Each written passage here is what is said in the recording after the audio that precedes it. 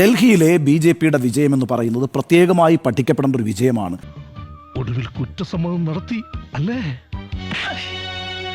ആ വിജയം എങ്ങനെയാണ് BJP ആസൂത്രണം ചെയ്തെടുത്തത് എന്ന് പഠിച്ചാൽ മാത്രമേ ഇനി വരാനിരിക്കുന്ന തെരഞ്ഞെടുപ്പുകളിൽ, നിയമസഭാ തെരഞ്ഞെടുപ്പിൽ BJP എങ്ങനെയാണ് പെർഫോം ചെയ്യാൻ പോകുന്നത് എന്ന് നമുക്ക് മനസ്സിലാവുകയുള്ളൂ.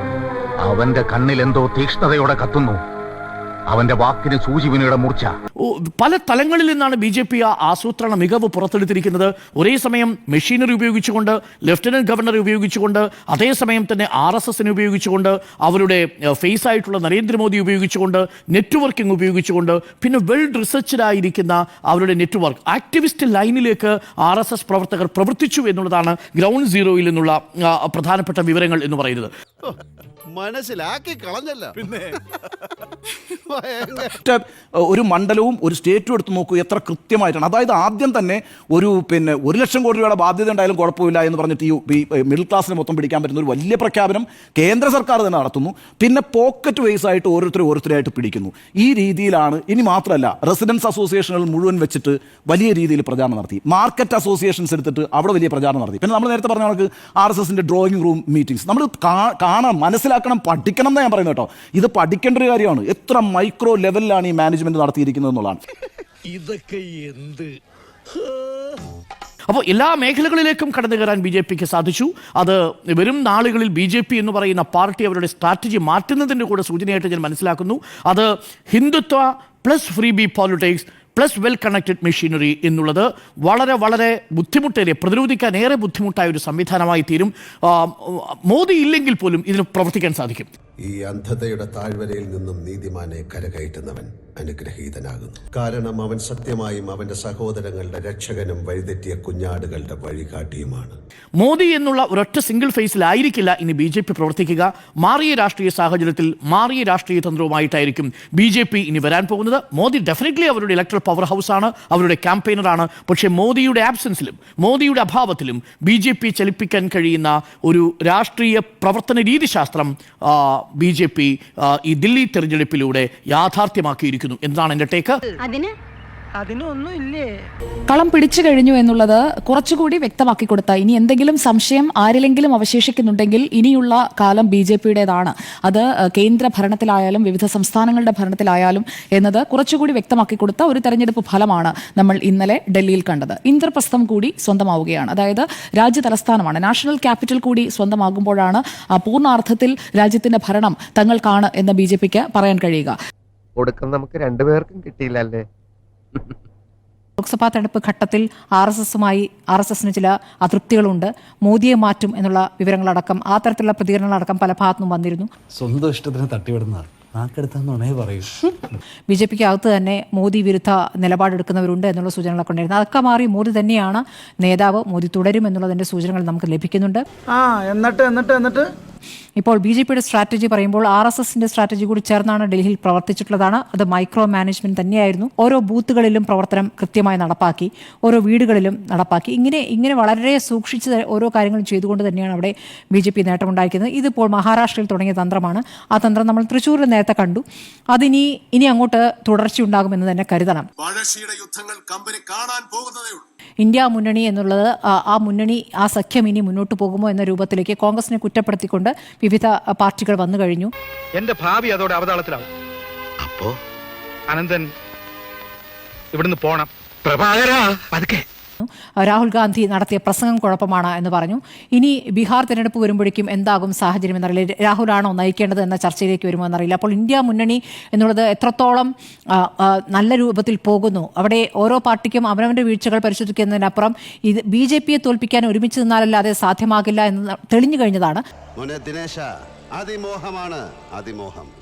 അപ്പോൾ അങ്ങനെ ഒരു തിരിച്ചറിവ് ഇനി ഓരോ ഘട്ടത്തിലും ഉണ്ടാകേണ്ടതാണോ? ഇപ്പോൾ ഡൽഹി തിരഞ്ഞെടുപ്പ് നൽകിയിരിക്കുന്ന പാഠം എന്താണ് എന്ന് മനസ്സിലാക്കേണ്ടതുണ്ട്. അങ്ങനെ ഒരു പാഠം പഠിക്കാൻ തയ്യാറാകുമോ? 6 വർഷത്തെ ഇടവേള കഴിഞ്ഞ് ഇന്ദുചൂടൻ വന്നിരിക്കുന്നു. പുതിയ കളികൾ കാണാനും ചിലത് കാണിച്ച് പഠിപ്പിക്കാനും. ഒന്നിനും ഒരു ചിന്തിക്കാനുള്ള സമയം പോലും കൊടുക്കാതെ എതിരാളിയുടെ അടിവേരറുക്കുക എന്നതാണ് കെജ്രിവാൾ എന്ന് പറയുന്ന രാഷ്ട്രീയ എതിരാളി. ഇന്ത്യ മുന്നണിയിൽ തന്നെ കെജ്രിവാൾ നയിക്കട്ടെ, മമത കെജ്രിവാൾ എന്നൊക്കെ പറഞ്ഞ് കെജ്രിവാൾ പെട്ടെന്ന് മമതാ ബാനർജിയുടെ ഒരു ലെവലിലേക്ക് വരെ ഉയർന്നു വന്നത് നമ്മൾ കണ്ടതാണ്. ഒരു കയ്യബദ്ധം നാറ്റിക്കരുത്. അപ്പോൾ ആ കെജ്രിവാളിന്റെ അടിവേരറുക്കുക എന്ന് പറയുന്നത് ചെയ്യുന്നു. മാത്രമല്ല നരേന്ദ്രമോദിയുടെ മുഖം നഷ്ടപ്പെട്ടോ, നരേന്ദ്രമോദിയുടെ പോപ്പുലാരിറ്റി കുറഞ്ഞോ, ആ ചോദ്യങ്ങൾക്കുള്ള ഒരു മറുപടി കൂടി കൊടുക്കുകയാണ്. ഒരു മുഖ്യമന്ത്രി സ്ഥാനാർത്ഥിയെ ഉയർത്തിക്കാട്ടാതെ അരവിന്ദ് കെജ്രിവാൾ വേഴ്സസ് നരേന്ദ്രമോദി തന്നെയായിരുന്നു ഡൽഹി തെരഞ്ഞെടുപ്പിൽ. ഒരു മുഖ്യമന്ത്രി സ്ഥാനാർത്ഥിയെയൊന്നും BJP ഉയർത്തിക്കാട്ടിയിരുന്നില്ല. പർവേഷ് വർമ്മ കെജ്രിവാളിനെ നേരിടാനായി ഇറങ്ങുമ്പോൾ അദ്ദേഹമായിരിക്കും മുഖ്യമന്ത്രി എന്നുള്ളത് ഏറെക്കുറെ പാർട്ടി കേഡേഴ്സിന് ഉറപ്പായിരുന്നു. കാരണം ആ ഒരു പ്രതീതി അവിടെ ഉണ്ടായിരുന്നതാനും. മോദി ഗ്യാരണ്ടീസ് വീണ്ടും 2024 ലോക്സഭാ തെരഞ്ഞെടുപ്പിൽ നിന്ന് ദില്ലിയിലേക്ക് എത്തുമ്പോഴും മോദി ഗ്യാരണ്ടി അത് കൃത്യമായി തന്നെ ഉപയോഗിക്കുന്നുണ്ട് അവിടെ. ആം ആദ്മി പാർട്ടിയുടെ പ്രശ്നം പറ്റിയതെന്ന് വെച്ച് കഴിഞ്ഞാൽ കെജ്രിവാൾ എന്ന് പറയുന്ന ആ ഒരു ബിംബത്തിന് ചുറ്റും കറങ്ങി. ആ ചുറ്റും കറക്കം എന്ന് പറയുന്നത് ഗുണമായില്ല. എപ്പോഴാണ് ഗുണമാകാതെ പോയത്? കെജ്രിവാളിന്റെ പ്രതിച്ഛായയെ തന്നെ ടാർഗറ്റ് ചെയ്തുകൊണ്ടുള്ള BJPയുടെ കൃത്യമായ പ്രചാരണത്തിലേക്ക് ഈ കൃത്യമായി അവർ ഫിക്സ് ചെയ്ത് കൊടുക്കുകയായിരുന്നു. അതായത് കെജ്രിവാൾ തന്നെ ചെന്ന് കയറി കൊടുക്കുകയായിരുന്നു. ഒരു വിക്ടിം കാർഡ് ഇറക്കാനായിട്ടുള്ള ഒരു സമയം പോലും അരവിന്ദ് കെജ്രിവാളിന് അവിടെ കിട്ടിയിട്ടില്ല എന്നതാണ്. ഒരു നോക്കൌട്ട് പഞ്ചോടെ കെജ്രിവാൾ പുറത്താവുകയാണ്. അല്ല അത് പിന്നെ യാതൊരു മുന്നറിയിപ്പില്ലാന്ന് ഇടിച്ച ആരായാലും വീണുപോകും. കെജ്രിവാൾ പുറത്താകുന്നത് മുഖ്യമന്ത്രി പദത്തിൽ നിന്നോ അല്ലെങ്കിൽ ഡൽഹിയുടെ ഭരണത്തിൽ നിന്നോ മാത്രമല്ല, ആം ആദ്മി പാർട്ടിയുടെ കൺവീനർ എന്ന നിലയിൽ ആ പാർട്ടിയെ മൊത്തത്തിൽ ഹോൾഡ് ചെയ്ത് നിർത്താൻ കഴിയാത്തൊരവസ്ഥയിലേക്ക് കെജ്രിവാൾ പോകുന്നതായിരിക്കും ഇനി അങ്ങോട്ട് കാണാൻ പോവുക. കാരണം പാളയത്തിനുള്ളിൽ നിന്ന് തന്നെ സ്വാതി മാലിവാളിന്റെ നേതൃത്വത്തിൽ ഒരു സംഘം ആളുകൾ ഇതിനകം തന്നെ ഭിന്നസ്വരം ഉയർത്തുന്നുണ്ട്. പുറത്തുപോയ ആം ആദ്മി പാർട്ടിയുടെ തുടക്കകാലത്തുണ്ടായ പുറത്തുപോയ ആളുകൾ പുറത്തു നിൽക്കുന്നുണ്ട്. അങ്ങനെ കൃത്യമായിട്ടുള്ള ഒരു എതിർ ഗ്രൂപ്പ് അവിടെ വളർന്നു വരുന്നുണ്ട്. പിന്നെ അടിക്കാൻ വരുന്നവൻ നോട്ടീസും മുന്നറിയിപ്പൊക്കെ തന്നിട്ടല്ലേ അടിക്കാൻ വരുന്നത്. എടാ പിന്നീന്ന് വരുന്ന അടി എങ്ങനെയാ തടുക്കേണ്ടതെന്ന് ഞാൻ നിനക്ക് പഠിപ്പിച്ചു തന്നിട്ടില്ലേ? പിന്നെന്താ ഇവിടെ ഇന്ന് നമ്മുടെ സംസ്ഥാനത്ത് നമ്മുടെ മലയാളം മാധ്യമങ്ങളിൽ മാത്രമല്ല മറ്റ് ഇടങ്ങളിലെ മാധ്യമങ്ങളിലേക്ക് തലക്കെട്ടുകളും ഈ വിലയിരുത്തലുകളും ഒക്കെ നമ്മൾ നോക്കിക്കഴിഞ്ഞാൽ റോയിറ്റേഴ്സ് വിശേഷിപ്പിച്ചത് landmark win four prime minister Modi എന്നാണ്. റോയിറ്റേഴ്സിന്റെ തലക്കെട്ടതായിരുന്നു. അതോടൊപ്പം തന്നെ ആ ഒരു ആർട്ടിക്കിളിൽ പ്രധാനമായും എടുത്തു പറയുന്നത് മധ്യവർഗത്തിൽ ഉണ്ടായിക്കൊണ്ടിരിക്കുന്ന ആ ഒരു ഗ്രോയിങ് അപ്പീലാണ്. മധ്യവർഗത്തിലേക്ക് ഉണ്ണിസാറൊക്കെ ഇവിടെ സൂചിപ്പിച്ചതുപോലെ ഈ ടാക്സിന്റെ കാര്യം കൊണ്ട് മാത്രമല്ല, മധ്യവർഗത്തിനിടയിൽ ഒരു നരേന്ദ്രമോദി ഫാക്ടർ അത് എല്ലായിടത്തേക്കും കൃത്യമായി കൊണ്ടുവരാൻ ആ രീതിയിലുള്ള ഒരു പ്രചാരണം നടക്കുന്നുണ്ട് എന്നുള്ളത് ഉറപ്പാണ്. അത് കൃത്യമായി തന്നെ അത് ഒരു ആസൂത്രിതമായി തന്നെയാണ് അത് മുന്നോട്ട് പോകുന്നത്. കൃത്യമായി സ്ട്രാറ്റജി ഉപയോഗിച്ച് തന്നെയാണ് മധ്യവർഗത്തിനിടയിലേക്ക് BJP ഇറങ്ങിച്ചെല്ലുന്നത് എന്നുള്ളത് വ്യക്തമാണ്. അല്ലെങ്കിൽ ഇത്രയും വലിയ ഒരു പൊളിറ്റിക്കൽ കംബാക്ക് നടത്താൻ ഡൽഹിയിൽ കഴിയില്ലായിരുന്നു എന്നുള്ളതും വ്യക്തമാണ്. എവിടെയാണ് അരവിന്ദ് കെജ്രിവാളിന്റെ സ്ട്രോങ് ഹോൾഡ് എന്ന് മനസ്സിലാക്കി ആ സ്ട്രോങ് ഹോൾഡിലേക്ക് വളരെ നേരത്തെ തന്നെ കയറിയിറങ്ങുക, എന്താണ് അരവിന്ദ് കെജ്രിവാളിന്റെ പ്ലസ് എന്ന് മനസ്സിലാക്കി ആ പ്ലസിനെ തന്നെ സറൗണ്ട് ചെയ്ത് ആക്രമിക്കുക, അതാണ് അവിടെ കൃത്യമായി ചെയ്തുകൊണ്ടിരുന്നത്. എടുത്തോ പിടിച്ചോ എന്ന് പറഞ്ഞിട്ട് ഒന്നും ചെയ്യരുത്. എല്ലാ വൈരാഗ്യങ്ങളും ഉള്ളിൽ അങ്ങനെ ഒതുക്കി വെക്കണം. എന്നിട്ട് സമയം നോക്കി അതിൽ ഓരോന്നായി പ്രയോഗിക്കണം.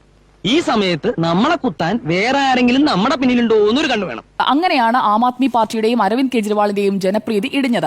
അപ്പോൾ ഈ മൈക്രോ മാനേജ്മെന്റ് ശേഷി BJPയുടേത് അത് അൺമാച്ച്ഡ് തന്നെയാണ്. അത് കോൺഗ്രസിനോ CPIMനോ ആം ആദ്മി പാർട്ടിക്കോ തൃണമൂൽ കോൺഗ്രസിനോ NCPക്കോ വേറെ ഏതെങ്കിലും ഒരു പാർട്ടിക്ക് ഒരിക്കലും മാച്ച് ചെയ്യാൻ പറ്റാത്ത ഒരു മൈക്രോ മാനേജ്മെന്റ് മെക്കാനിസം അത് BJPക്ക് ഉള്ളിലുണ്ട്. അപ്പോൾ ഡൽഹി എന്ന് പറയുന്നത് ഒരു മിനി ഇന്ത്യയായിട്ടാണ് നമ്മൾ കണക്ക് കൂട്ടുന്നത് എങ്കിൽ അവർക്ക് ആ ഡൽഹി നേടാൻ സാധിച്ചിട്ടുണ്ടെങ്കിൽ അവർക്ക് ഏത് ഏരിയയും ഏത് സ്റ്റേറ്റും വിൻ ചെയ്യാൻ കഴിയുന്ന രീതിയിലേക്ക് അവരുടെ ആ ഒരു ഫോർമുല ഇവോൾവ് ചെയ്ത് വന്നിട്ടുണ്ട് എന്നതുകൂടി മനസ്സിലാക്കേണ്ടിയിരിക്കുന്നു. കുറെ കൂടെ നെഞ്ചുറപ്പുള്ള ആരെങ്കിലും കിട്ടുമെങ്കിൽ വിളിച്ചു കൂടെ നിർത്ത്. ജഗന്നാഥന് നേർക്ക് നേരെ നിന്ന് തല്ലുന്ന ആണുങ്ങളോടാ ഇഷ്ടം. ഞാൻ പോകുന്നു. ബൈ.